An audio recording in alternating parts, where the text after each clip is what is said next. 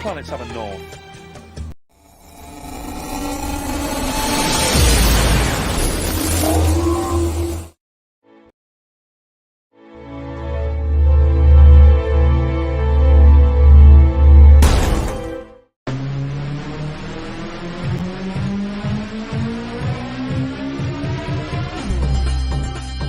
My name is Christian Basil.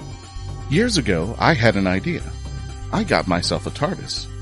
Took it to new places, met a lot of new people, took some great pictures, and talked Doctor Who. From Krypton Radio and the creators of the Hanging With web show, this is the legend of the Traveling TARDIS. Join me on my latest adventures and become part of the legend.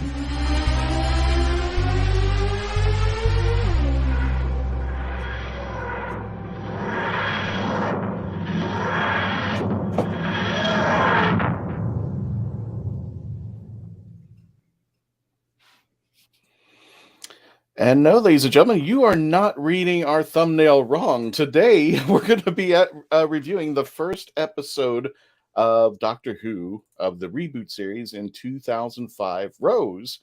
And people have been asking me why are we doing this, because what started all of this is we're going to be going forward to the 60th anniversary, but since we're not getting any new episodes, we're going to go back. How long is it? Oops, wrong. Okay.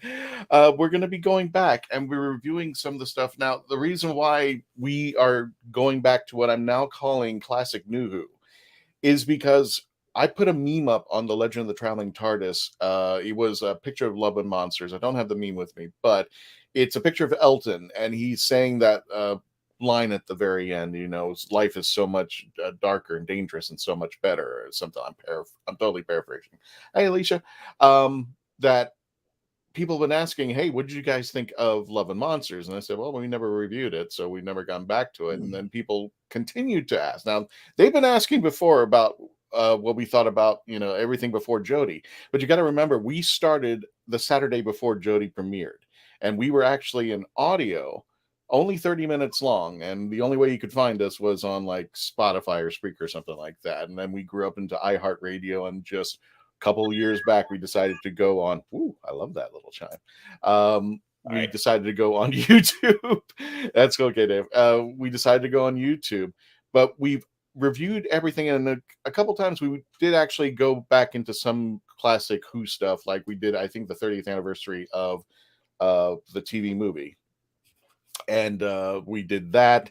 And we've done some Big Finish, but nothing on the scale of going back all the way to Eccleston's time. So everything we reviewed is either Jodie and moving forward, but nothing in the past. So while we're moving forward, we're going to go back, and we're starting from the very beginning in 2005 with Rose, with the reboot. Well, that's not even a good word for it. So I think, what would be a better term? The continuing episodes of the Doctor, post 1989, when the series went off the air for Survival. Then it had a little coming back on 1996 with the TV movie starring Paul McGann, and now we're here at 2005 with the very first episode, Rose, and this new producer, young producer named Russell T Davies, this actor named Christopher Eccleston. What did I just miss? Oh, calling him young. He would love you for that. Yeah, well, to me, he was young. I like the only thing I remember was what was it? The Second Coming, which I only see part of, and he did another series. God, why is it just uncrossing my mind? He created the original Queer as Folk. Queer as Folk, that's right. So there you go. Hello, Tony. So today, without further ado, we're going to be reviewing Rose in its entirety, and you guys are joining in on the live chat. Let me go ahead and bring up everybody to the return of Doctor Who. Yes, Andrew. Eccleston often skips, sadly, but without him, no 60th to celebrate. Well, depends. I know Big Finish is doing something special. So without further ado, hi, Miss Christia. Yep, we're on Pensacon. Happy Tuesday to you, too. Let me go ahead and introduce the team today, who's going to be helping us... Hold on a second, get their microphones going. First of all, just in case he needs to go, we're going to go ahead and bring up our good friend, the lovely Dave Chapman of the rathole.ca. How's it going there, Dave? Wait, there's a lovely version of me somewhere? There is a lovely. Where? Hi. It's behind the door, I'm assuming. So yeah, no, I just got home late last night from basically Salt Lake City, where I was at SaltCon, 4-day gaming convention. I was there essentially as a player. I wasn't working with a publishing company. I did a little bit of my media stuff, but not a lot. But it was a chaotic 4 days. Drive down, do the thing, drive back. I'll eventually be asleep. Sorry. Gotcha. That one's on Twitch. That one has to get killed from Twitch. I know. I was trying to click on one thing and it clicked on that. I'm like, whoopsie. Yeah, we will, Twitch viewers, eventually get some bots to moderate stuff. We should have bots. Kenzie to fix it for us. Oh, that's what that meant. Oh, okay, I understand. Okay, sorry. And you heard her lovely voice. Let's bring her up. The lovely Melanie Dean at Pieces of Melee on Instagram. She does her live feed over there, so you can see what she's in my blue room today because I have a different. So that's why it's gonna be hard for me to look at y'all, and then I'm gonna be looking at another monitor because I forgot my camera. So I have just my laptop up, and I have my main one up. So I'm like, So she will be producing today, so make sure you get those chats in there. We're going to be doing, and if this is your first time seeing us doing a review, we'll explain to you how we do our reviews. There, Melanie, just real quick, how you doing there? I'm doing quite well. I'm going crazy because MegaCon is around the corner, and exactly right after that is Star Wars Celebration. So I'm trying to get a costume done. And that's what Christian was talking about on Instagram. I go live a lot there, trying to get this cosplay finished and wrapped up, and trying to get stuff done for commissions and stuff done for MegaCon. So I'm going crazy, and I cut my finger, but it's okay. No problem there. And we just want to welcome, while we're talking about sorry, go ahead. Oh God, no. You can have a boo-boo, you can have a cute boo-boo there. Well, heck yeah. I'm an adult. I can buy my own Band-Aids. We just want to welcome everybody from Pensacon that we celebrated February 24th to the 26th. Speaking of which, Christopher Eccleston was there, and I do have proof. There he is. Thank you, Daniel, from the Daleks of Roscoe Dalek Builders. Thank you so much. I really appreciate that. Wasn't expecting it, and I owe him a great gratitude there. And want to welcome anybody who's joining us for the very first time from Pensacon. Thank you for joining us on the team out there. And Melanie mentioned MegaCon, which will be taking place at the end of this month. It's I believe, my brain, March 30th to April 2nd. Yes. March 30th through April 2nd. So get your tickets now. We will be in a line with the Daleks of Florida. So we're going to be together as a joint WHOvian team. So make sure you come out there and check us out. And don't forget that we're going to have Daleks. You can't miss us. We're going to have Daleks 2nd. Right behind us.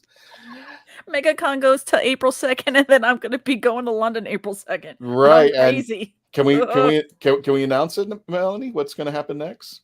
The next destination after MegaCon? After MegaCon, I will be bringing the Traveling TARDIS to London. Awesome. So, here we go again. I hate this blue box. It's his third time going. It's my 0 time going with this. That's so great. We'll plan some sort of meetup if you're going to Star Wars Celebration, let me know. We can meet up then. Otherwise, my Whovian friends, we can meet up at some point, get photos with the TARDIS so that we can show them up here on the show and all that kind of fun stuff. But unfortunately, you have to also see me. So that'll be the week of That's the April best 2nd part. on. Exactly. Yay! Well, We can that go other to voice that you're Wetherspoons and hearing have cider. is Kevo from Husbands Talking More or Less. Check out That his is show, right. and you've got some banner thing going. I love this. I do, and I was explaining backstage. The shades are because I do what you guys do now. I produce my husband's comics podcast, which had been a podcast for several years, has gone live streaming show. We do a live show that is now set for Sunday nights at 7 p.m. and we talk comics, mostly focused on Marvel and X-Men, but a whole bunch of different titles. And I produce, and so I have to do all the stuff you guys do. Hello, with like the comments and like the banners and arranging Feel everyone. my pain. Feel our pain there. I know. Well, and we have segments too, is the thing. Like, so we have like a set segment where we talk about a specific title with a set number of people. Right. Then we break. Then we talk about another title. And so I have to pull people out and then put new people in and have these things and graphics ready to put up. You guys, you should have warned me. But you know. Hats We even more off did. to you. It would have been. You never did. You lied. No, because it would have been scary, and Melanie it's did. once you do it, it's secondhand. You got this. You've seen what we do here. It's craziness. I know It's just fun. like- It really It is. is fun, but it's crazy too. There. Speaking of crazy, we're gonna end our final panelist over there, Dr. Freedom himself. Check him out on the YouTube channel at Freedom. He's always talking in his parking lot in his car. If you want to get Doctor Who news and opinions going on there, Doc, how you doing? Yeah, we the parking lot thing's the daily thing. Yeah, it's about 5:20 in the morning, Eastern Standard Time. Yeah, I'm not up live for that. Yeah, unfortunately, I have to be there, but it's I figure why not? I've got a few minutes. When I get into the parking lot, I might as well share that time with some people out there. So. And what I think is funny is the one time that I was actually chatting with you live, I was actually en route to Pensacola. That was the morning I stopped it for a break. I stopped to go to the bathroom, and that's the only time I've actually been able to chat. Oh, he's live. Let's go ahead and I can actually talk with him right now. He's up at the hour I am. So I was heading over to Pensacola. So it was a nice little chat. I was like, yeah, I'm here. Dan Bryan, I'm waking up at that time. So this is how it's going to work with folks. Just to let you know, what we do is on a scale of 1 to 10, one TARDIS being 10 TARDISes being like the best. We're going to be rating the show, and then we're going to break it down from the person who's got the least score to the person who's got the highest score. So without further ado, let's go show how it works. And just in case, we might start with Dave because I know he has to leave early. So Dave, without further ado, please give me your number 1 to 10. How would you rate Rose? A 4. Blasphemy! 10. Wow. I know I'm going to be the odd one out, and I'm just waiting. Are you doing it intentionally so you can get out first? Is that what that is? And I'm waiting to get flayed by the comment section. Oh, it's gonna. Hey. Don't forget, you can check him out over at theredhall.ca. Send all your comments out there. Since you're over there on the other side, Dr. Freedom. Sure, yeah. Go to all my videos. Flame me for not liking. That's right. On my videos. Hey, the algorithm will love it. That's the there we go. That is what I'm waiting for. Lost one. You already lost one. Sorry. You said it like Rose. Yeah, true. Rose the episode. Yep. All right, Dr. Freedom, give us a number there, sir.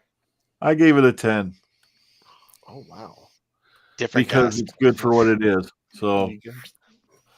So you're not going first there. You're not going first there, Brian. Melanie, how would you rate this episode, Rose? I was gonna joke saying a 4, but I was gonna do it as a joke, and then this Yahoo up here says 4 and is real about it. Oh, he's not joking. That's the thing. So I'm gonna give it. I'll give it 7.5 because I'm right between 7 and an 8. Gotcha. Because there's room to grow, and they do. We are exploding a TARDIS on your behalf. I'm cutting a TARDIS in half because it's not a 7, but it's not quite an 8. Right. And I And tend to later, think and of folks, while we're getting our numbers there, and when we do our reviews, we'll get to you as soon as we get to our reviews. We'll get to your numbers and see what you rated Rose out there. And last but not least, definitely, Kevo, what did you rate this episode? I was going to say 7, but now since Dave said 4, I'm gonna drop mine down to a 6. I feel a little bit safer saying that, and I mean the way a Don't be 6. afraid of what you rated. I don't think these guys were Whovians. No, We won't. but We I won't. think do Alicia that. may have blocked me. I mean 6 on the way it should be scaled on a scale of 1 to 10, not on the American academic system where a 60 is basically failing. Like 6 is not terrible. Yes. Yeah. So what's the order then? Dave first, obviously. Well, Dave first, obviously, just in case, because I know you have to go there, Dave. So we're going to go ahead and start it off before we get to a commercial break. Dave. Oh, okay. Oh, it's fabulous. I've seen the number of the comments jumping up, so I don't know what the comments say yet, but go ahead. I think Mackenzie's live streaming on her Twitch channel, which is why I think we're getting that secondary through there. But yeah, no. To be fair, we decided on doing this while I was on the road, so I did not have a chance to rewatch Rose. Oh, so okay. there's a chance Gotcha. that in the last couple of years since I last watched it, that it's will have grown on me or something like a mold. But I started Doctor Who back up with Matt Smith. Grow on you like a mold. I just caught that, you son of a. He just went down to a 3, y'all. Oh. Oops. But I Dave came in once it had already caught its stride. Right? And that's okay. The thing. I understand where if I had watched this when it first came out, maybe I'd have a different feeling. Maybe I would. Keeping in mind, my favorite Doctor is 7, who is without a doubt the goofiest of all the Doctors.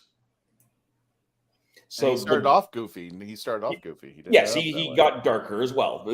He started out very goofy. Like he was a physical comedy guy, but the goofiness and the weirdness of this episode didn't sit well with me from where, and it just never kind of regained that footing with me. It seems it has always compared itself to everything after. Were there any specific moments that dropped this down? Hello, Sarah. Yeah, and I got to agree with Sarah. It was the foundation, and it's as much as, and I know people who rated this episode low, and I'll attest. I'm Cat alert. Where is it? Yep. For those of you who are new, yep, there we go. The Traveling TARDIS cat alert. Anytime a cat pops up on the screen, we put the cat alert, and that's that speaker right there. He's really impressed about the right next to him. So, Petrie wants to be on camera. What moments in Rose were off-putting for you? Like it didn't hit you in the right spots. Mickey's the plastic version, really just the Autons as a general rule. I just didn't love most of them. Like that particular scene wasn't so bad. Like they were a little bit weeping angelish right there.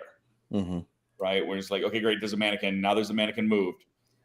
But the actual, once they start being more than just a, there, like that looks just, that's goofy. Even just that, the budget on was just low. And that's just what it was. They didn't have 110% faith in this new Doctor Who coming back. So they didn't give it the budget that it deserved or needed. So yeah, it was just it's hard to watch. Yeah, it's hard to watch based on what it came at, how much better everything got. Right. And having started with the better. Yeah. So if I had started it, my camera's bouncing because the cat is now itching his face on the laptop screen. This camera does not stay still unless I say it stays still. So yeah, it's not it's an entirely personal thing. It is not a meant to be derogatory. It's not this is not necessarily a bad episode, and it's certainly no slight against Billie Piper or Rose the character. But that the episode Rose just has never been. I just don't like it. Okay. And this, let me get to some chats and then we'll get to a commercial break. Andrew Moore says, as a reintroduction to the show, introducing a new doctor, new companion, it worked really well. The Auton story was secondary to me. I got that. Yeah, and I don't necessarily disagree with that. Someone else on our stream agrees with Dave. What other comments did we have, Melanie? Sarah Glover. Hey, I think the whole Clyde thing helped me understand who the doctor was as a child who had never heard of Doctor Who before. And this is an interesting point. It's at the foundation allowing New Who to continue. Yeah, and this is an interesting point because, and in fact, when we review Kevo, I have a bit of a personal question for you. Sure. Because you started in New Who, right? When you go to folks like myself, I think Dave and everybody else in the chat, we started a little bit in the Classic Who. So we're coming from a different perspective than we were going into New Who. You jumped on it. And then let me just ask this before your commercial break. Was Rose your first episode? My first one watched, but I didn't start then. Gotcha. It was my first, yeah. It was okay. We'll talk more after. No, that's fine. When we go to commercial break, when we return, please continue to stay logged on, tuned in. We're going to continue our discussion and our review with Rose. Enjoy. Don't forget to put your comments in the chat so we can talk and show what you've said. When we return, please continue to stay logged on, tuned in, and become part of the legend. Hello, Sophie. We'll be right back.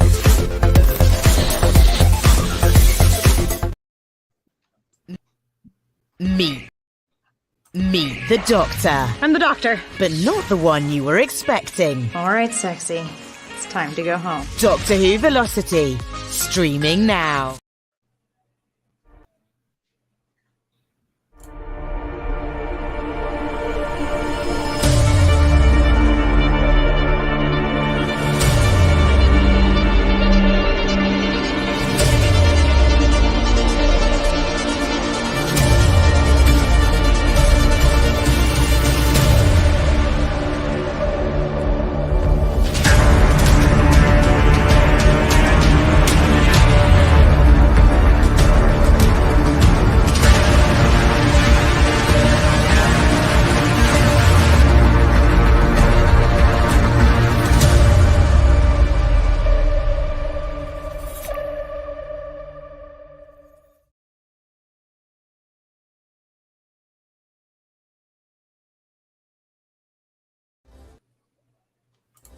Oh, brilliant! It's hard to believe that in the 56-year history of the greatest sci-fi television show in the English language, there has never been a fan guide to Doctor Who.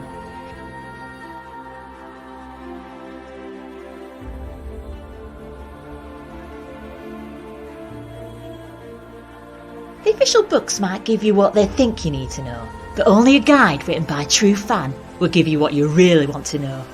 Join WHOvian, the brilliant Mackenzie Flaw, as she takes you on an intensive journey inside the world of the first female Doctor. In the Binge Watcher's Guide to Doctor Who, Season 11. Right, let's get a shift on. Send all your hate mail to the rathole.ca and Dave Chapman will be more than happy to respond to your comments. Welcome to the Legend of the Traveling TARDIS. My name is Christian Basil. Thank you for joining us. Again, tonight we've got a special. As we move forward towards the 60th anniversary, we're going to be looking back into what I've called Classic New Who. Some people call it New Who. I'm now called it Classic New Who. Everything before Jodie at this moment, because that's the only things we haven't reviewed as far as the new Who. So we got a lot to cover, ground to cover, but definitely we want to get your input. Please like, share, subscribe. Dan Hollyfield says, back when it first came on, I thought it was awesome, and having seen every episode since, I've given it a 7 script-wise, somewhere around an average Tom Baker episode when those were new. Thank you for joining us. And thank you, Dan, for your comment down there. My name is Christian Basil. That is Dave Chapman. That is Dr. Freedom all the way at the other end. This is Kevo. Really? from Husbands Talking More or Less, and all the way to the other is the lovely Melanie Dean at Pieces of Melee on the Instagram. If you want to see some cool stuff being made in real time, definitely want to subscribe and check her out there. Speaking of which, oh, hello, TARDIS Spider. Thank you. TARDIS Spider, let me know if you want me to come on your show. If you're coming to MegaCon, definitely we'll do something down there. And I'm sorry we didn't meet up over at Pensacon, but definitely. TARDIS Spider says, when New Who began, I've been watching for 25 years, and to me, Rose really covered all the bases of what the show was going to be. I think... I don't want to speak for Kevo, so let me put it this. I'm just going to say this line right here, Kevin, and then I'll get to your review because you gave it a 6. Next item up for bids. It was, as the TV movie was a bridge between classic and new, this brought in the old and joined it in with the new. Because of all the things, it started with, you would think with Doctor Who would start with the Daleks or the Centaurans or the Cybermen. It started with the Autons, which I think, if I'm not mistaken, Dr. Freedom only appeared once. I don't think they ever came back again until New Who. I think that was the only time that I can think of off the top of my head from Spearheads from Space, which was the first John Pertwee episode. But you come in from a different perspective. You come in as New Who. So, rated a 6. Tell us what happened with Rose. Well, the good, the bad, and the nesting consciousness. Well, I have a two-prong response to this episode, too, because I didn't just watch this episode. I read the novelization of this episode. Oh, okay. Cool beans. And I cannot recommend it. That was the end of the sentence. I cannot recommend it. So I don't remember being very aware of Doctor Who before I started watching it, really. I first discovered Torchwood and binged all of series 1, and then 2 months later, this nerd in my English class was like, if you like that show, why don't you watch this other show, Doctor Who? And I was like, fine, okay, I'll marry you. And so I watched all of series 1 and 2 of Doctor Who the night that series 3 premiered.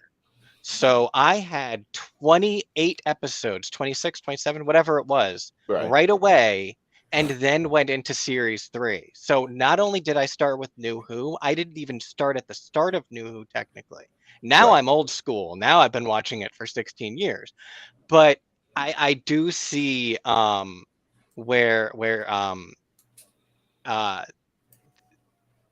starting later does affect your perception then, because even by series 7 the graphics had improved dramatically,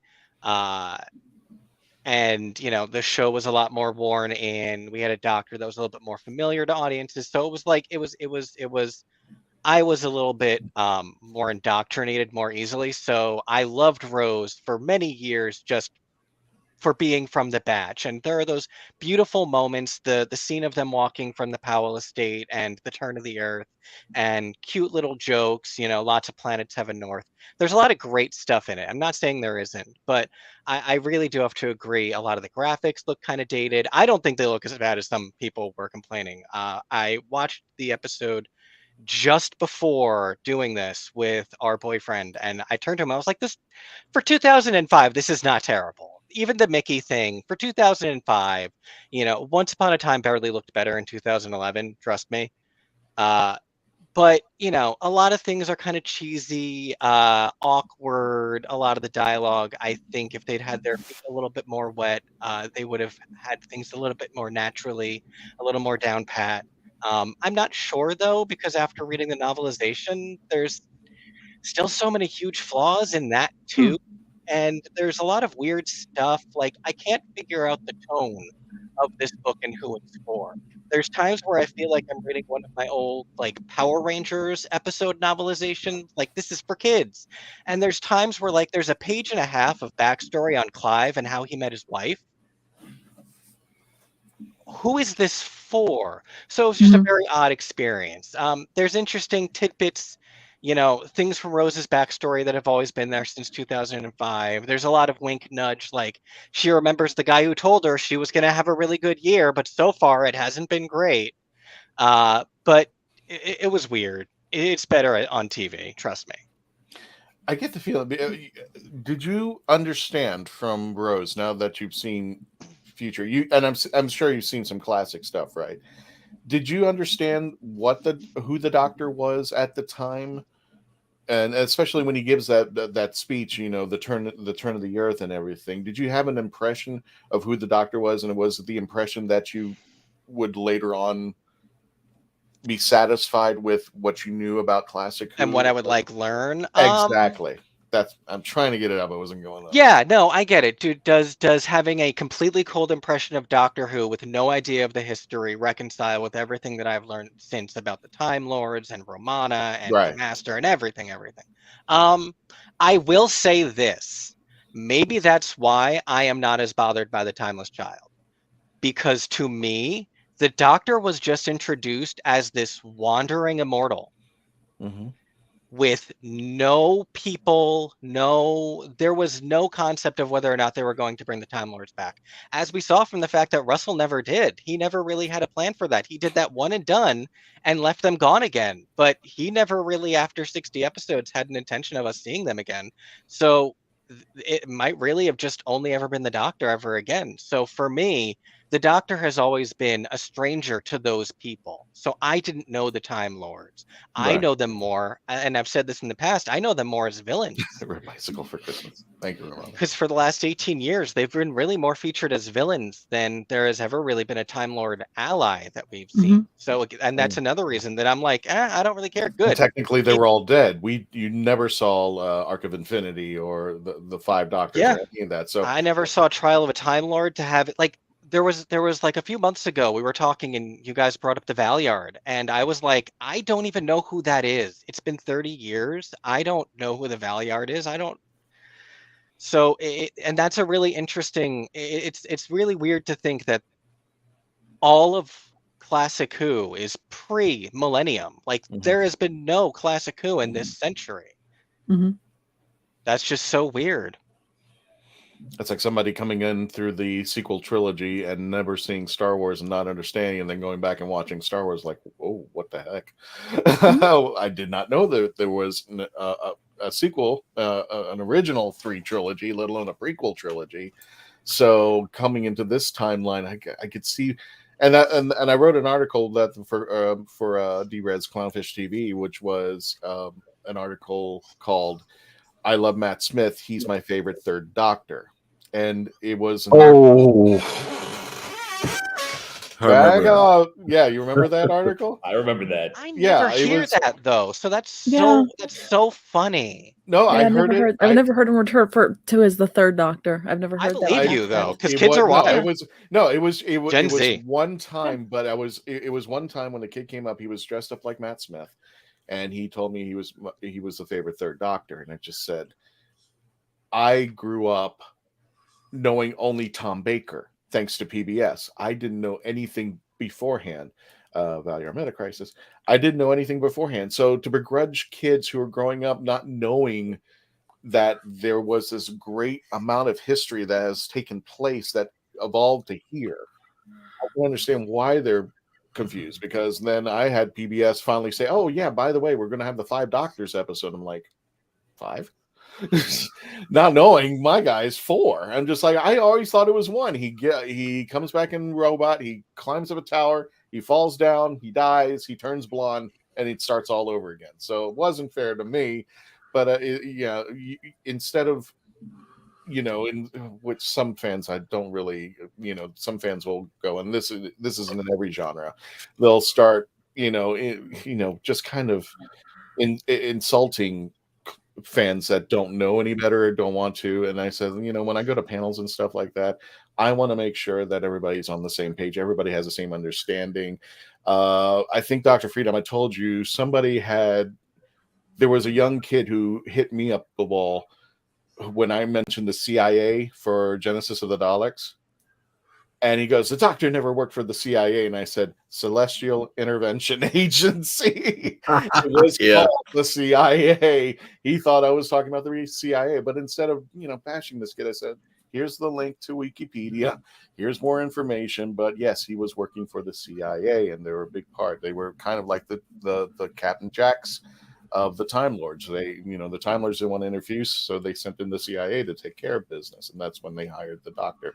But yeah, I'm just rambling on at this point. So, but yeah, I just want to give, just trying to encapsulate the history of this, because I only know from my time, I can only think of somebody who started in 1963 from the very beginning and seeing things through the prism of that time, to somebody who's probably coming in, with Ncuti Gatwa, how they're going to see things in that perspective out there. Yeah.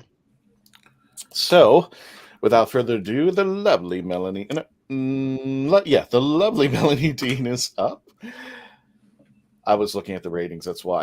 Okay. I was like, No, I was looking at the ratings and I noticed something. So, Melanie, you're up. You took a TARDIS, cut it in half. We called it 7.5. Yeah, because I don't want to land it at 7, but it definitely isn't fully an 8 for me, because there are those the graphics I didn't I didn't really like the way the Mickey looked.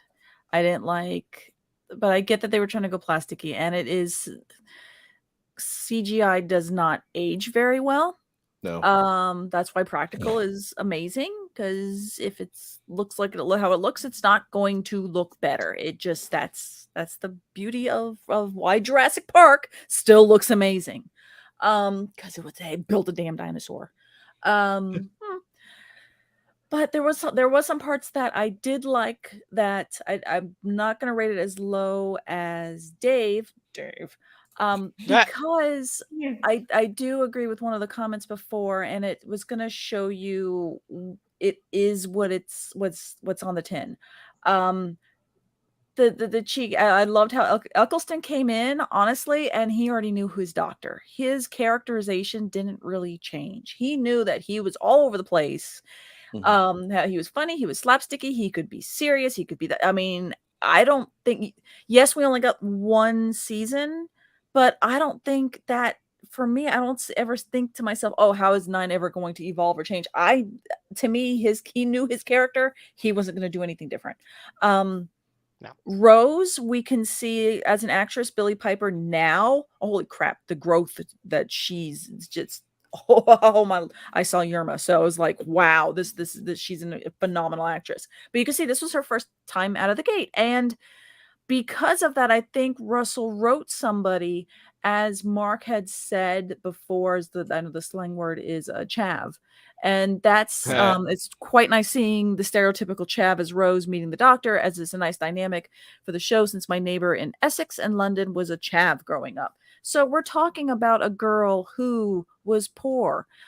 Growing up in an estate is, in the American term, growing up in projects, or growing up in very low income, government help funded housing. So a companion that people could latch onto easier than not. The companion's always been the perception of the audience. Mm-hmm. But you think Billie Piper playing Rose, there was more of an attachment for people to latch onto when it came to her. I think it really didn't nail down the audience. One, it helped it with her.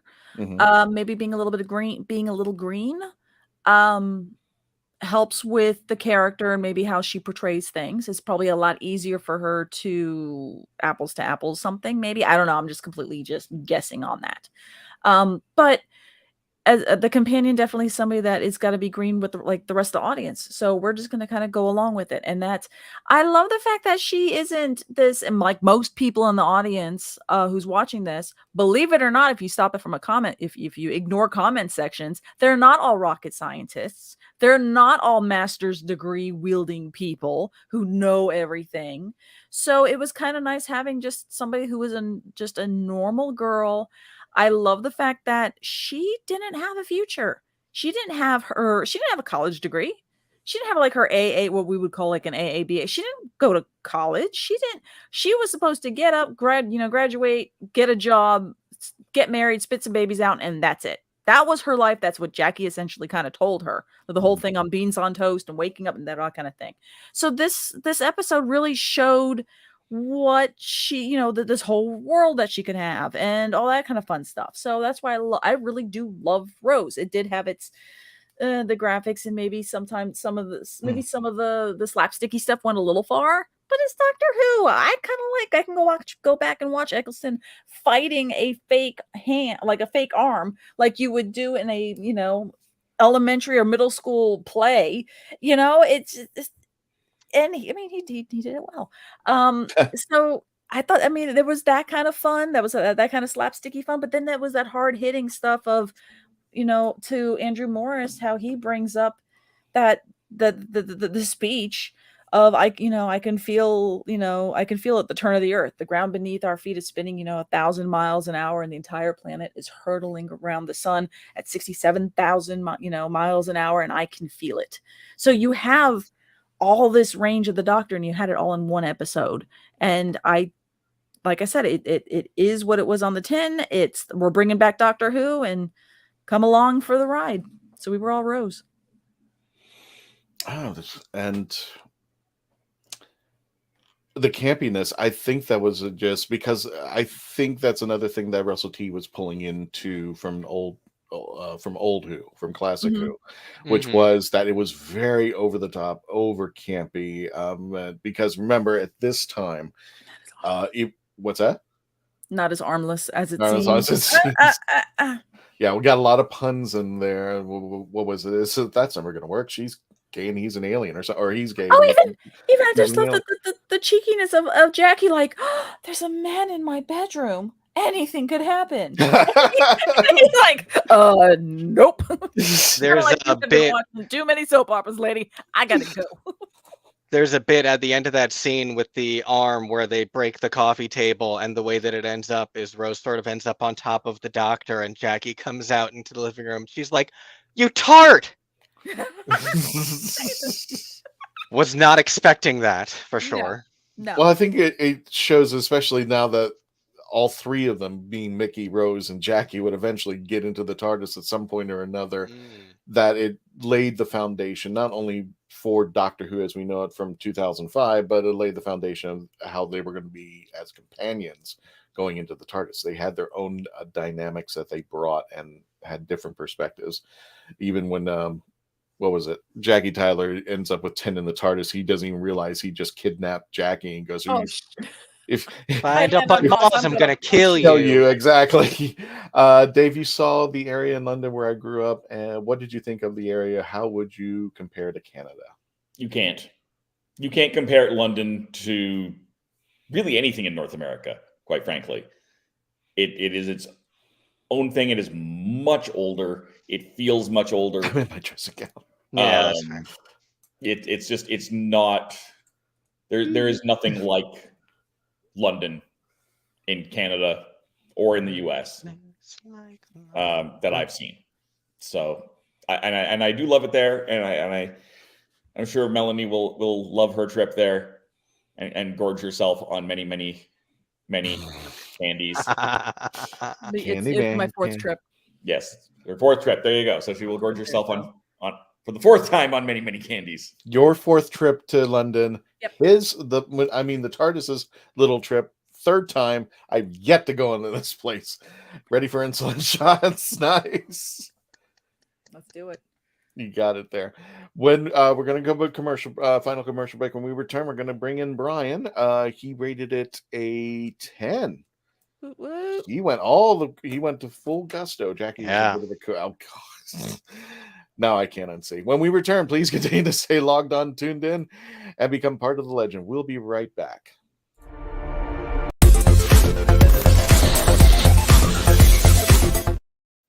We are a touring acoustic duo crashing kitchens around the country. We go from house to house every Friday night, and we create music, we create food, a good time, we stream it live, and we do it for free. So now we're just really kind of like trying to develop it and build a community group that people believe in, then they'll help us. So we played from our rehearsal room, we played from the bathroom, thankfully that didn't catch on. I probably played guitar in my room, not for anyone, in front of anyone, nobody heard, for probably about 10 years. And then one Friday night, we played from the kitchen.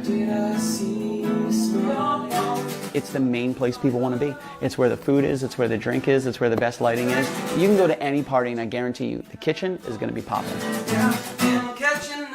Our ultimate goal, I think, would be to Crash kitchens every Friday all around the world.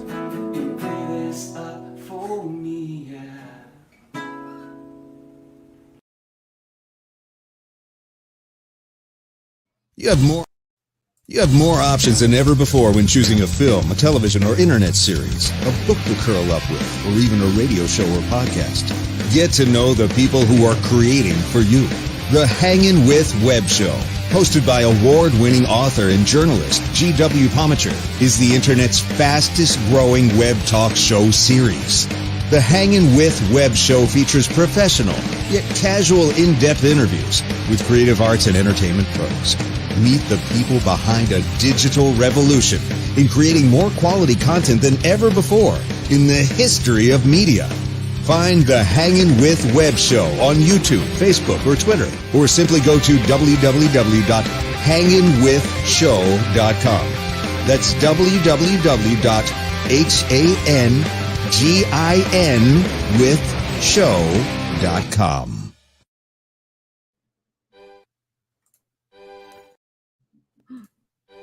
Hi, my name is Jamie Ingle, critically acclaimed author of The Toilet Papers, Places to Go While You Go, a short story collection suited to match your bathroom needs.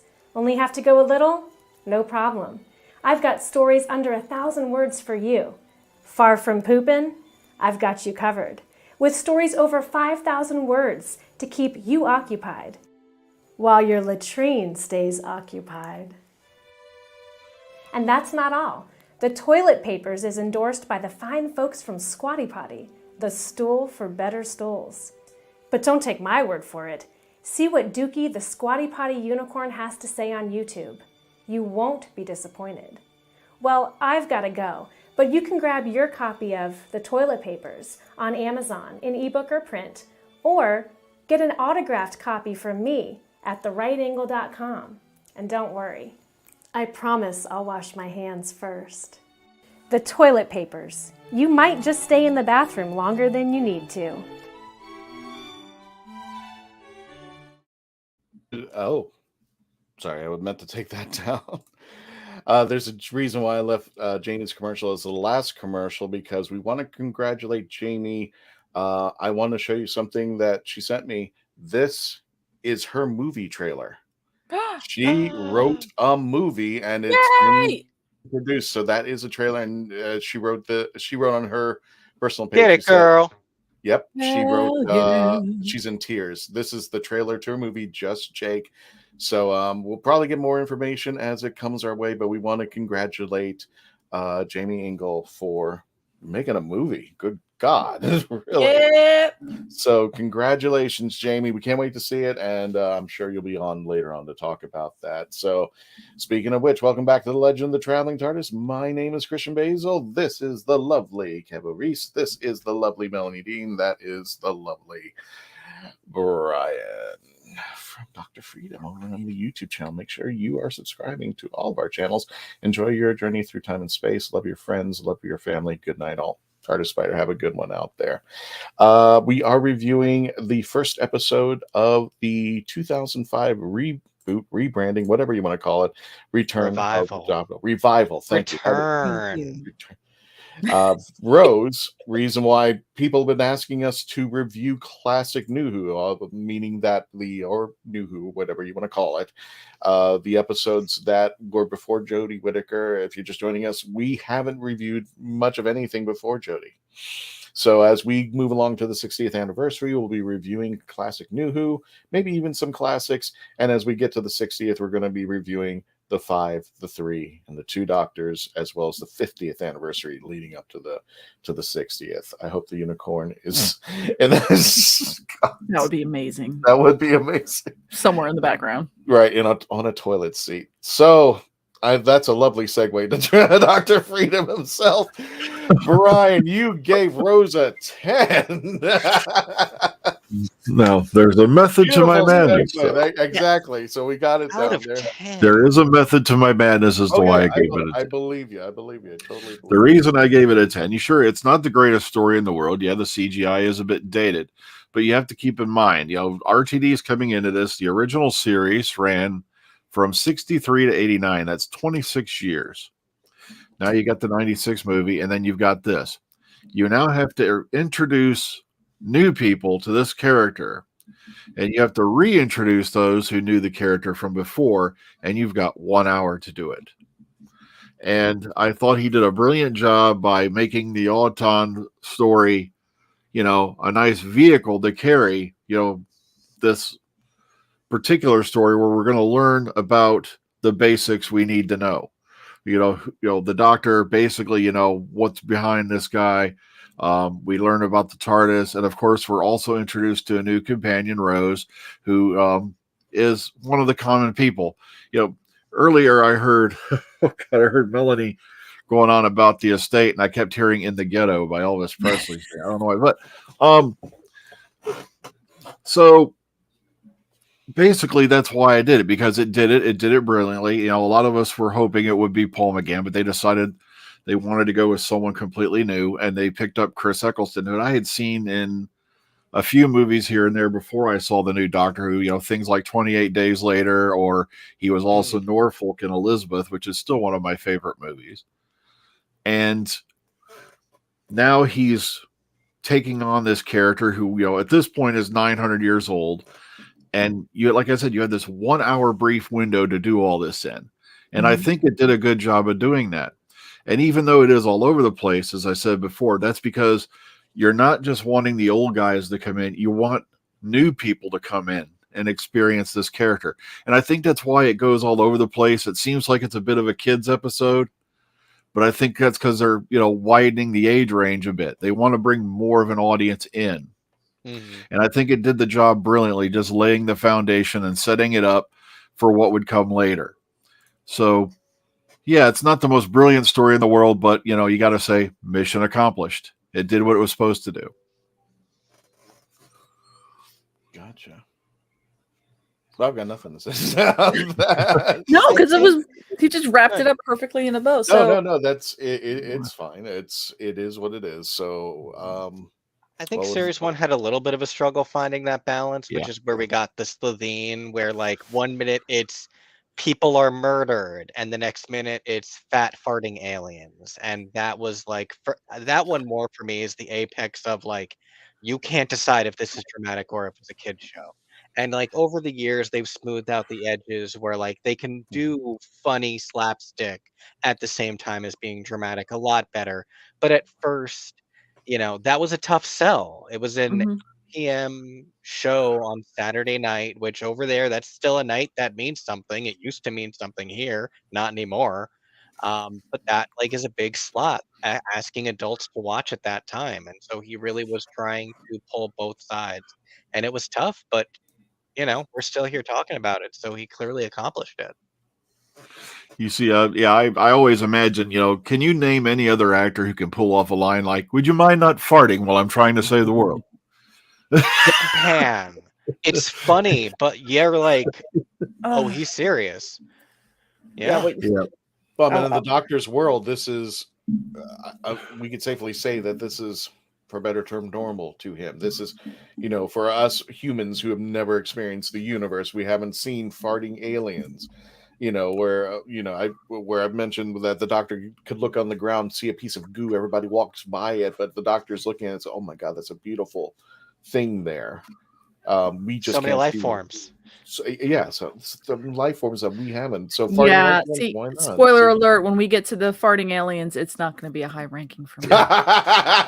It's one little trivia tidbit for you folks who are going into this season. Originally, UNIT was its originally, what it was originally designated, the acronym. It was United Nations Intelligence Task Force.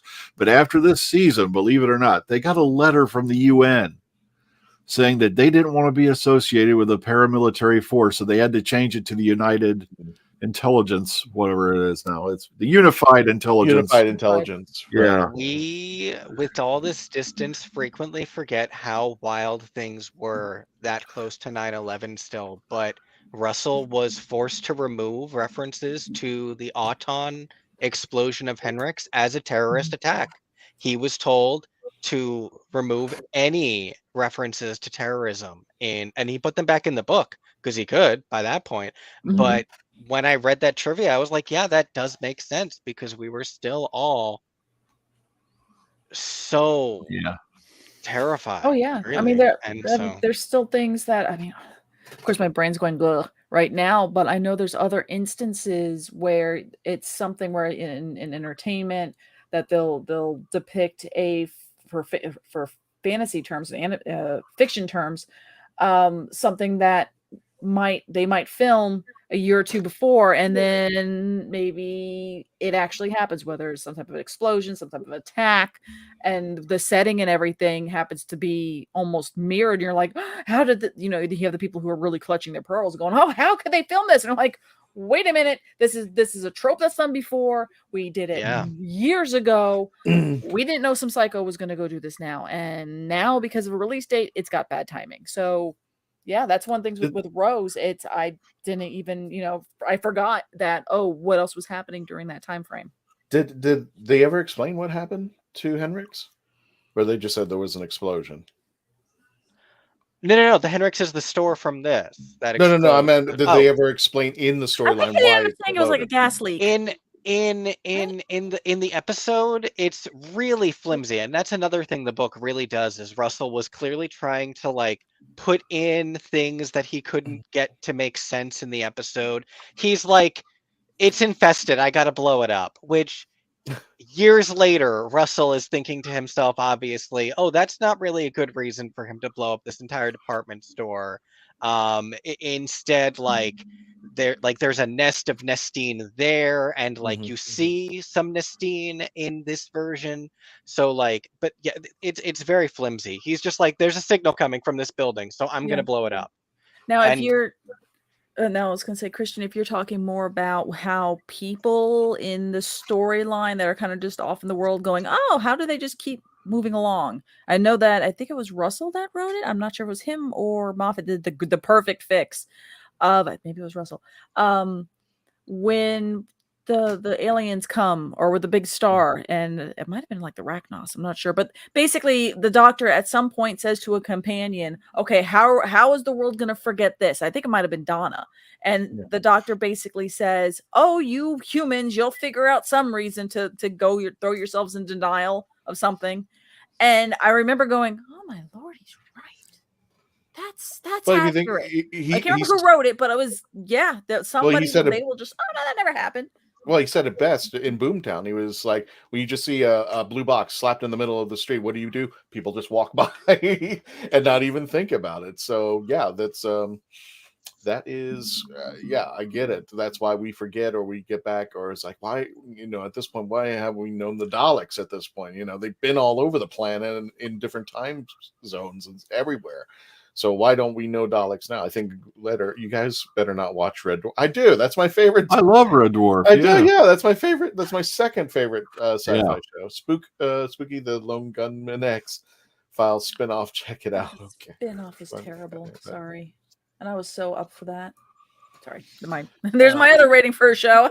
I love the Lone Gunman episodes, but Intelligence Task Force, and it becomes Unified Nations Intelligence Task Force. However, UN appears on Capaldi episode with the monks, but not before Unit was IMCG.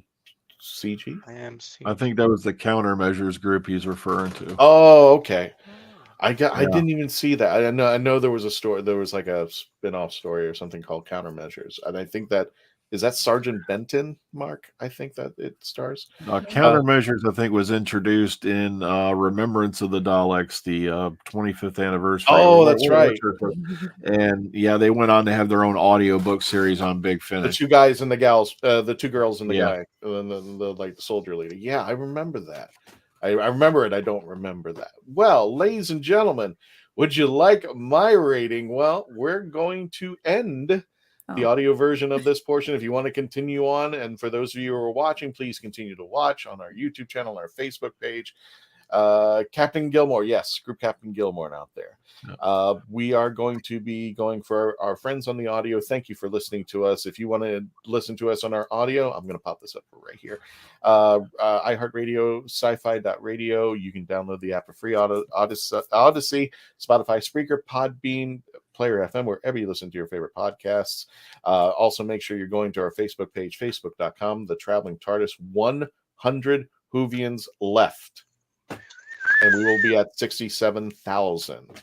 We just need just a little over 100 Whovians out there right now just to subscribe. And speaking of subscribing right now, go ahead, as you can see on the bottom of the screen, youtube.com, The Legend of the Traveling TARDIS. If you want to help us offset some of the costs of this show, you can always provide super chats, or if you're watching this after the premiere, you can provide super thanks. Any little help will help us to get us to conventions we're trying to get out there, or just to improve on some of the stuff that we have out here. That's just called Christian needs a new computer. And that's called Christian needs a new computer so he can play the Worlds Apart game. Yeah. So we are going to go in the after party. I'm going to give my reveal, and we're going to go a little bit more into details, and of course, continue on with your chats. We're going to be talking more about Rose, Jackie, and Mickey as far as the episode, and Clive, because we didn't get a chance to do it, but we're going to get into the after party. Hey there, Zombie. Thank you so much for joining us out there. But we are going to go ahead and end the audio portion. Everybody, thank you for joining us on the audio version.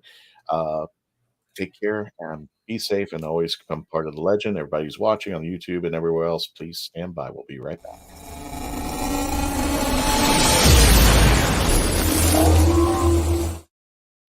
Okay. Oh, there's Dave. 1 to 2. I was on tour with a show called Roads. It was I got burned up. I hate arson in real life. You said I burned down, and arson was suspected in one of the communities we performed. We removed the entire arson sequence from the show for that city. Oh, yeah, I get An it. example of having coincidence happening, going, of unfortunate timing, going, oh, we didn't mean that, and yeah. I think it was. I think be respectful. That's when you go pulling out. Wasn't the first Spider-Man film? Yep, the first Spider-Man trailer had. Yeah.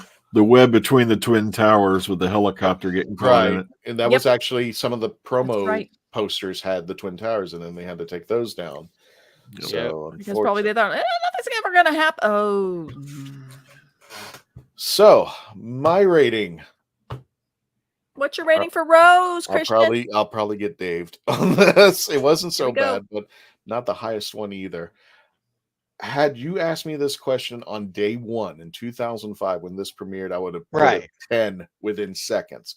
I'm like, I was so desperate for Doctor Who. I'm just like, I don't care. 10, 10, 10, 10, 10. I didn't care how bad the episode, where it was how campy it was. It's just like, oh my God, it's going to have more than one episode on Fox. It's now on the BBC. Thank you, Candyman. There you go. To fund Christian's computer, £2. Thank you, my good friend. Fund Christian computer. Do this about for 500 more episodes, and I'll probably get it. Oh my Lord! Everybody else, part of the Amazon wish list. So, without further ado, and a savings it was when I first started at 10, and I think it's aged like fine wine, not rare wine, but fine wine. And I've dropped the. Remember, I'm not bougie enough to understand the difference between fine wine and. Well, yeah, right. Let me put it this way. Remember when guy said, my favorite Big Finish is the Holy Terror, and when you guys reviewed it, you actually. that was you. Yeah, that was me. That was like that. Well, we reviewed the Holy Terror, and you guys were like, "Hey, the ratings I thought was going to be high. It's great." No, they weren't that great. Because that episode was so classic at the time. There's been more Big Finish since then. So it was competing against the other Big Finish that had come out later on. If it probably was back then when it first came out, it might be a different thing altogether. So as time has progressed, if you had asked me 2005 what I thought 10-10, and I wouldn't have batted an eye. 2023, I had to drop it to a 7. When we go, I give the episodes. I'm Screaming Jackies out of 10. Okay, we'll probably. That is now the way we rate. I do like Screaming Jackies as a rating barometer. Very loud. I had to drop it to a 7 because it's now competing in my mind with New Who, new stories. As Dr. Freedom has said, this is the episode that brought it all back. So there is no denying that this is the episode that has brought Doctor Who back. And what we are now, that was 2005. We're at 2023. We're at what? No, numerically, 15th, 16th Doctor and heading up whatever the heck we are at now, and God only knows how many episodes. So it did the job what it was supposed to do. I agree with Dr. Freedom. It did what it did. It's not one of the best episodes, but it was the appetizer before the main course, as we were going to see progressing when we move into, and we'll be reviewing the end of the world next week. And we have a special guest announcement coming up the following week. So I'll leave that at that. But I like Freedom said, but yeah, again, the CGI, it was point campy, but I think if you could look trash can burped. His fingers stretched with the trash can. I was like, what the heck's going on here? And yeah, it was just like, what was it? The little cringe line that was like, pizza. I'm like, pizza. This is just weird. And then he meets him in the Do you want some champagne? That was actually cool. That was a cool Doctor move. It's like, does anybody want this champagne? And Mickey's not getting, or Plastic and Mickey's not getting it. But we're seeing Rose, and I think I'll add to the discussion over here because I do want you to take on the characters themselves as well as the story we've gone over. So, but you're seeing from an audience perspective now how Rose is entering into the world of the Doctor and how insane and crazy it is. He just watched the Doctor rip off her boyfriend's plastic head and thinking he's dead, but no, he's not. He's fine. But then she swings out there and saves him. Yep. Because, go ahead, Kev. Let me say this bit and I'll let you. Because as we've always seen with Doctor Who and Companions, the Doctor always finds the best in the companion.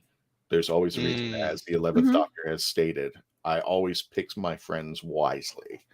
I like the older Big Finish story of Doctor Who, so do I. Go ahead, Kevo. Go ahead. One of the interesting things about the novelization was there's a lot of interesting characterization that Russell decided to pack into it compared to what aired, most especially for Mickey, who he put in a lot of sympathetic backstory for and characterization and made him seem very caring to people around him. Whereas rewatching this episode, I really stand by how I felt 16 years ago, that he's just kind of a lump. Don't go reading my emails. What's in your emails, Mickey? And he's not like a horrible man, but I think in 2005 when he wrote this, he was trying to really give us why Rose would run away from her life. Her boyfriend's good, but he's, kind of nothing. Her mom's kind of mean. And so to see him write this book in 2018 and put in stuff where now these characters, and the fans love Jackie Tyler and they love Mickey, and he added so much more to Mickey as a character, that he's like a freedom fighter now with Martha Jones. And so it was really wild to see that he added, like, Mickey's in a band in the book, and every single person that he's in the band with is queer, which was just random but lovely. And so it was just very strange. One of the cool things though was when we meet Clive, because you mentioned wanting to talk about Clive, there's a lot of really cool stuff. He's given a backstory.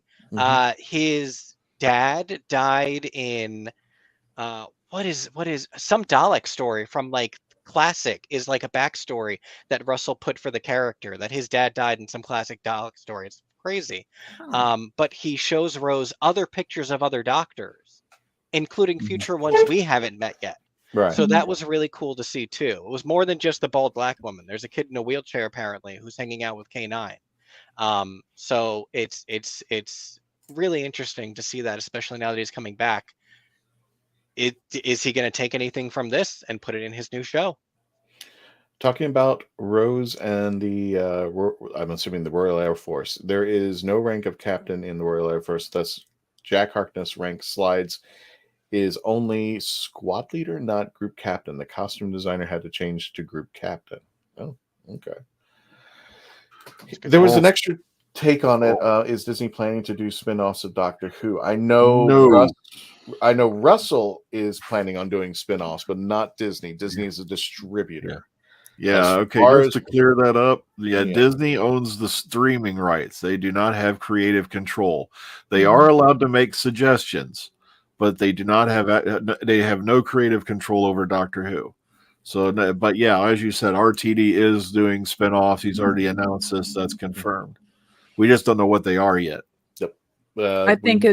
I honestly think it would be at Disney. As Brian said, they have streaming rights. That's all they have. Now, because they have streaming rights, they get the streaming metrics, they get the streaming data. They now get to know how many hits are coming, how many views are coming, and how many people are getting their Disney Plus subscription because of Doctor Who. Because they have that, they then can take that, analyze it, and go, all right, I can forecast out if we put some money towards throwing it over there to say, hey, you give me some more Doctor Who content. This is our ROI or return on our investment. You can see where this is going. No, they're not planning for it, but it could be on the table if the price is right. Do you think They're interested? Do you think Disney will make the merch? Yes. That came out so loud. Make the what? We'll make the merchandise. Merchandise. Disney will make the merch? Disney will sell They have rights. anything. They are selling Titanic merchandise on Shop Disney because they have that through Fox, and James Cameron re-released Titanic for the anniversary, so they're selling Titanic merchandise on Shop Disney. They will sell anything. I think they'll also start going selling on. licensing rights like crazy because of Fox. I mean, heck, they have Alien Predator and Alien versus Predator. Start seeing more stuff out there. So sure, if they can get the licensing rights for Doctor Who to make merch, it'll be in a park. Again, if the ROI is there, they'll do it.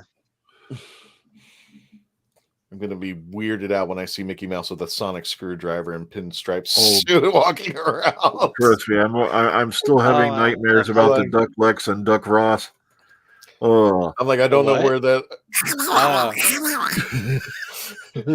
I love it. Come on, Pluto. We have to go save the galaxy. Donald Duck is Capaldi. He's just walking around. Yeah. Oh, I see that. Disney is canceling. No, Scrooge McDuck would be Capaldi. Well, at least in my mind, I don't know. Stories we need to do is release the merchandise. I tread lightly when it comes to this. I'm very excited that Doctor Who now has the budget, now has the artistic creativity, and it's being handled by Russell T Davies, the man who brought back Doctor Who, and is going to bring it into another new generation and see how far he can run with it. And apparently, right now, from what I understand, he's already announced he's going to be with it for years. This is not just a 1-year trick pony. He's going to be at this. He's going to be monitoring the spinoffs. So I like what's happening to Doctor Who at this moment. But I think the problem was. Sorry. I think the problem was there didn't used to be a career in it. But I think not only does he see someone at the echelon of Kevin Feige, but he even sees what the CW was able to accomplish with their DC superhero verse. And I think in 2008, it was fun to get it back on the track and get it back in the public eye, but he didn't really see it being something that he could turn into a career long term, probably at the time. And now that's something that people do. And yeah, I wouldn't leave it if I didn't have any reason to either. And I think that's why he didn't see that it was going anywhere, and now it could. With the budget and less episodes, the quality should improve. I agree.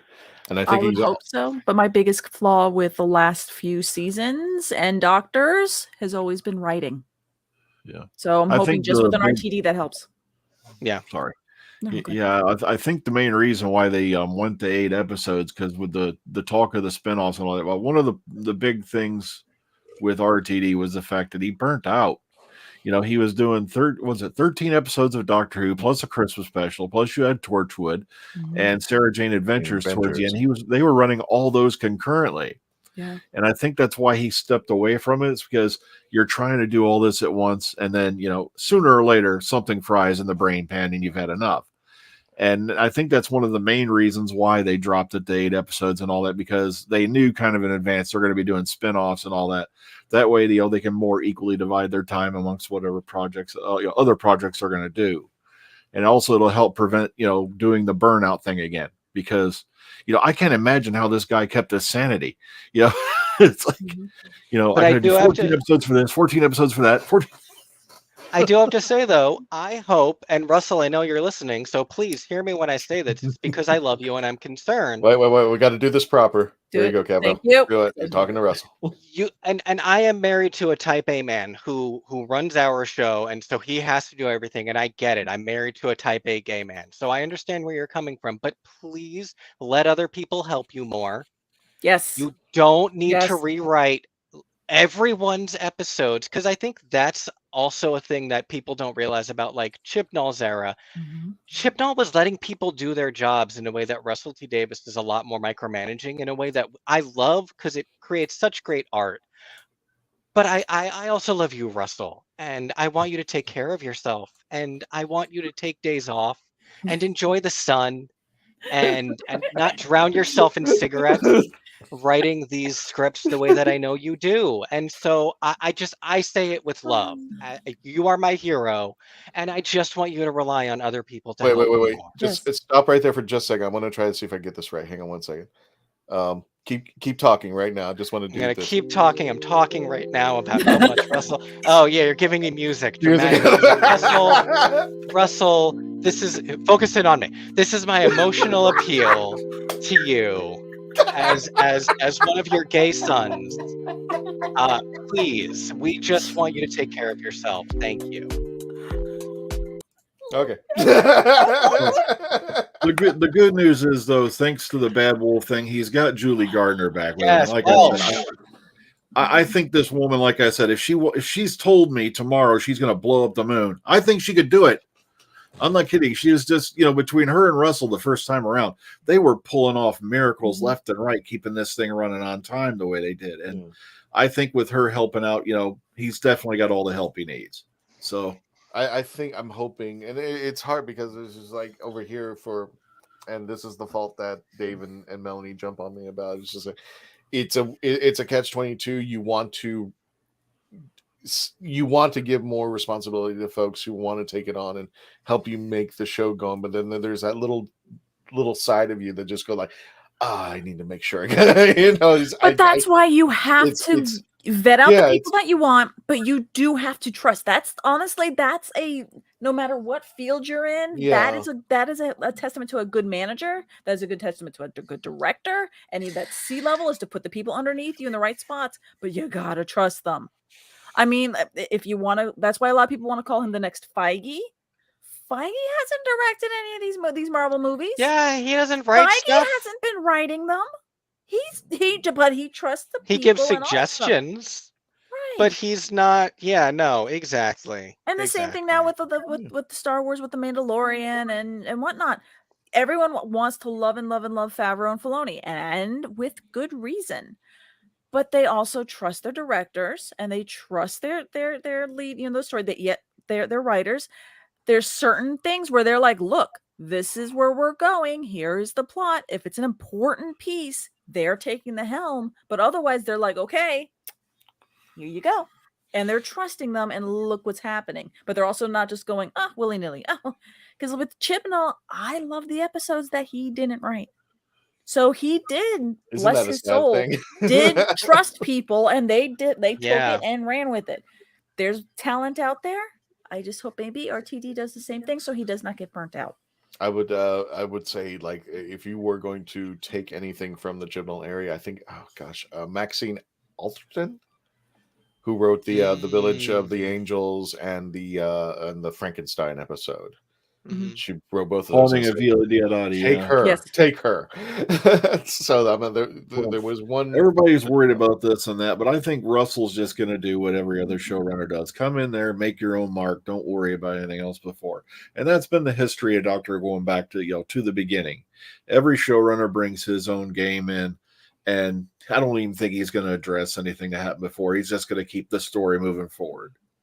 I think we are probably not going to see that one again, Fanny. I wouldn't worry about any of that if you are. I think Chibnall had said in another interview, not the one that just came out recently, but he I forgot there was an article where he said he didn't think the next showrunner was going to pay attention to it, and I mean, if he does, it's going to be RTD's version of it, and I'm hoping he runs with it better than what happened the last time. But that's just my opinion on that. Do you think that after 60th they should go back to season rather than series? Frankly, I don't know what the difference is anymore. Well, season is mainly an American term that we adopted, where series That's what I is thought. kind of like a British thing all along. So I don't think they're going to go back to season, really. I don't see it happening. That's what I thought. I was just like, well, we'll stick with what we already at, but it depends upon how they're, because it's a Sony product now. I get used to it. It's been BBC for so long now to think that Doctor Who's a commercial product because it's now Sony run. I'm like, boy, I just can't get my head around it now. I hope they do an 8th Doctor spinoff, which we're all begging. Yeah, just 3 seasons with, and I guess I wouldn't mind seeing Eric Roberts come back as the Master. I wouldn't either. I think it'd be amazing. I don't even done in a big finish yet. It drives me insane. Same here. Yeah.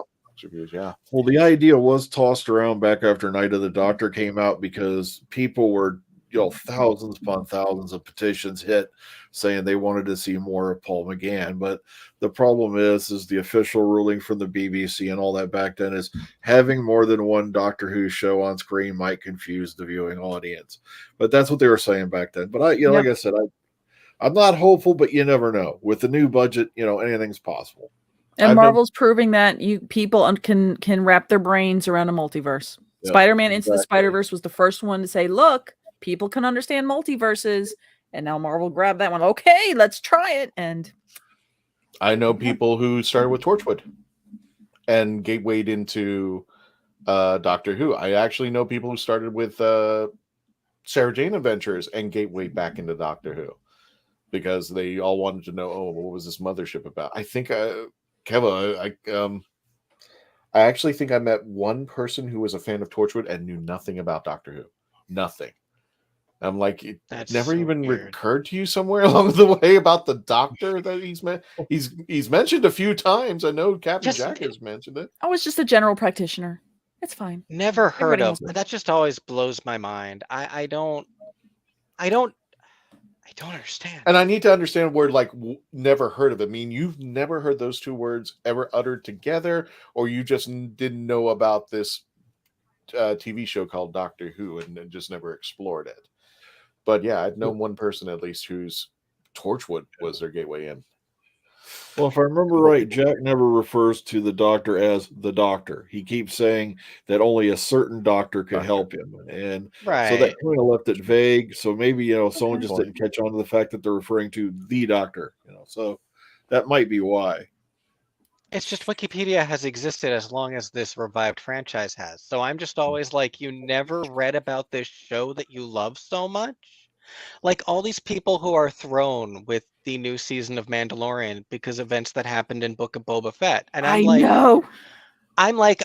didn't watch The Mandalorian season 2 or Book of Boba Fett live. And I was still fully aware of all of the important events that happened there to not be surprised with Mandalorian season 3 coming back. And everyone's like, and how am I supposed to possibly know and catch up? And I'm like, why don't you just go watch a YouTube video about it? You could just watch the relevant clips instead of having to watch. Because first of all, you could just watch the last 3 episodes of Book of Boba Fett. That's just a mini season of Mandalorian. But either way, we live in an era where you could just go watch a YouTube video about this. If this was 1993, you would have no idea what this Star Wars novel is referencing. You'd never be able to find that other novel that the character had that happen to them in. And you would just have to be okay with that. And I can't understand. These are people who possibly, on one hand, you can make an argument either way against this. Either A, it will have lives. Either A, they have read comics and understand the concept that things can happen and be referenced that happened in other comic books. Or B, they never read a comic and never understood that things could happen in the comic books and definitely needed that little part in the bottom where it said reference. This happened in this happened in 102. Exactly, X-Men 2, blah, blah, blah, blah, blah. So so I almost wonder sometimes now we need to kind of start, since it is, Marvel and all that stuff, start bringing that aspect in, even if it's in closed captions and stuff, just to let people know, hey, this happened in this, like a little note, like pop-up video, right? Because I mean, as somebody who read comics, if two characters mention something, I would have almost assumed, okay, they must be referring to something else. And then sometimes if it was a really big plot point, you would notice that, an editor would write, go see Spider-Man, Amazing Spider-Man issues, blah, blah, blah, blah. Or if it was Deadpool, he'd just flat out say, hey, that happened over here. I haven't seen you since. Maybe we need to start doing that, because there was some people that did not, they Mandalorian hit and they didn't know what the heck was going on. So if Russell does build this big Doctor WHOniverse, maybe he can start bringing that. That could be his huge thing to introduce into television, entertainment, streaming, and it's the referencing other shows here and there. I would not love just going onto YouTube and using that. Hello, There's Screen this Crush. adorable series of animated shorts from the Star Wars Kids YouTube channel, where it's retellings of Star Wars stories and canon, like animated in short form.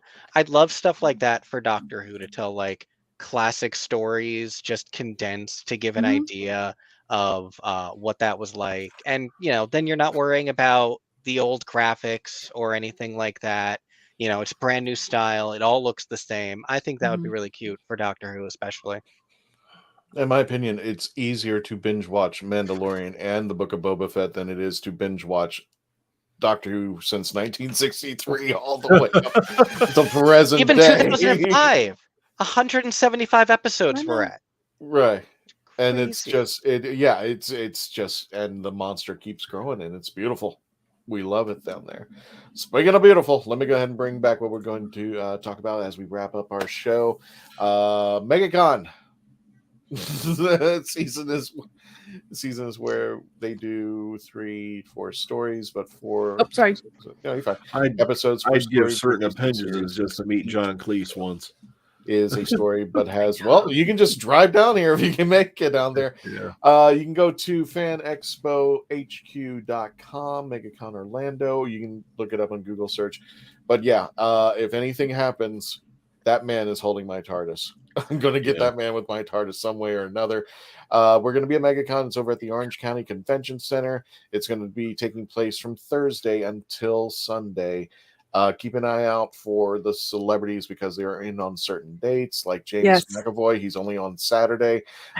Chevy Chase going to be Saturday and Sunday. Hayden Christensen Saturday only. I got my autograph for Hayden. Vincent D'Onofrio. There's Sam Raimi is going to be there. If you really want to catch the Fonz. Yep, Henry Winkler. When I say nicest guy in the world, he was. How can I say Hollywood legend? Yep, the Cobra Kai guys. All the Cobra Kai guys together. A lot of the Star Wars. Katie Sackhoff, Carl Weathers, Matthew Lillard. He was up with us with Pensacon, and I didn't get a chance to see him, so I'm going to see him hopefully this time, of course. Little Leia. Monoprella. Yep. Anson Mount, Anson Peck, and of course the Saved by the Bell. Oh, Ethan Peck. And Anson Mount. So they are all going to be there, and I'm hoping we will see a heck of a lot more out there. But we want to see you, as we are going to be merged with the Daleks of Florida. So I think they're bringing out 6 to 8 Daleks to get your pictures with, including Dalek Hal and Ren, which you've seen. If you've toured with us, you'll see them again over at MegaCon. Make sure you get your tickets now. Just some hints and advice. If you decide to go Saturday, get your butt out there in the parking lot 2 hours early. I'm not kidding you. Figure out how you are going to get there. If you're going to get there early, get park. Otherwise, Uber or whatnot, because last year Saturday was absolutely insane. People could not park. People who they weren't even parking at the facility. They were parking at Point Orlando and then figuring it out how they got from Point Orlando to the facility. Yeah. So people who were arriving like at noon didn't get in until I'm not exaggerating, 3 or 4. Yes. It was just insane. to get in the building. And if that many people are using Uber and all that, that means those rates are going up too because of the necessity tax of whatever they want to call it. So please plan ahead. Please plan, or just get your find where your patience is, nurture it for the weekend, and get it ready for Saturday because you're gonna need it. Yep. Hold Make it. sure you have Uber. snacks. Sorry. Make sure you got water because I tell people, just imagine the worst visit me. day at a theme park. It's Christmas Day at the Magic Kingdom. Yeah, you want to be patient. You want to take your time. Don't rush it because you don't want to go into a rage. You want to have everything planned out. So, and that's for Saturday. Once Thursday, Friday, and Sunday they kind of subside, but still, it's still going to be a madhouse with what's going on out there because we've never had that. I don't think John Cleese was a cancel and return. Sam Raimi is his first time. Chevy Chase is his first time. So we have a lot of first time. Hayden Christensen, that's his first time. Hayden Christensen will be his first time. So this is amazing. How many guests? And again, we'll be your Dalek we'll be your Doctor Who Dalek representation. Doctor Who people, I don't think. Well, fingers crossed. I know they're talking. I just know they're talking, but fingers crossed out there. Yeah, I don't know if there's going to be any more last minute add-ons. There sometimes is because cancellations will start happening, and I'm hoping there's going to be more Star Wars. Mark Robinson says, FYI, Friday, March 17th, Red Nose Day, comic relief. Yeah. That will be the Doctor part in, I think that's when Lenny Henry gave David Tennant his coat for Ncuti Gatwa, and the coat is just rumor. Lenny Henry, well, for those of you who are in the UK, they're going to have Red Nose Day. Hopefully we'll get to see a video or YouTube video of it. David is hosting either way. Yes.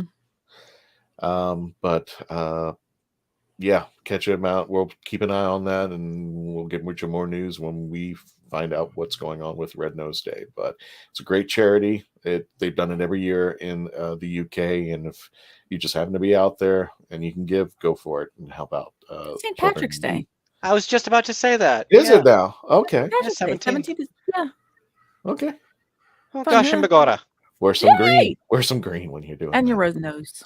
So, without further ado, let's we're going to go ahead and call it a night. Next week we'll be reviewing The End of the World, which is the next episode out there. And then keep an eye out on our YouTube and our Facebook page because we will be announcing our second celebrity of the year. We know who it is. Some of them fell out of my chair, and I was at work when I saw the email come back. Like, okay. I would agree with that, Andrew. Spinoff featuring Katie Manning. That would be nice if she's up for it. That lady is a bowl of energy. She is. So everybody, make sure you're catching Brian as Dr. Freedom on the YouTube channel. You can just go on YouTube, type in Dr. Freedom, you'll find him. He's putting out everything on Monday through Friday, and whenever news drops, you can catch him out in this parking lot where he's just you gotta do something while he's there. Yeah. Wait, there you go down there. Melanie Dean, early. The lovely Melanie Dean. Go on her Instagram at Pieces of Melee and check out her new stuff. And I think you are designing your cosplay for Star Wars. Yes, I am frantically going as fast as I can to finish up. If you watch The Bad Batch, I'm doing Sid. So I finished the head. I've finished sculpting the head. I finished sculpting the arms. I'm now going to be making latex mold. I'm going to be making hydrocal molds, pouring latex, pulling latex, painting latex. Oh, good God. Yeah. So go follow me on Instagram. I go on there and I put a lot of stuff up there. And now self-declared son of Russell T Davies, finally, Kevo. Check him out on Husbands Listen Talking to you, baby. Sundays at 7 p.m. Eastern Standard Time. X's for show. X's for show. Going to talking for DC and Marvel. These guys are going to be talking about Husbands Talking more or less. So thank you all for joining us. Don't forget to say goodbye on the way out as we say goodbye. Video, and we end everything when we say, Tony, take us out.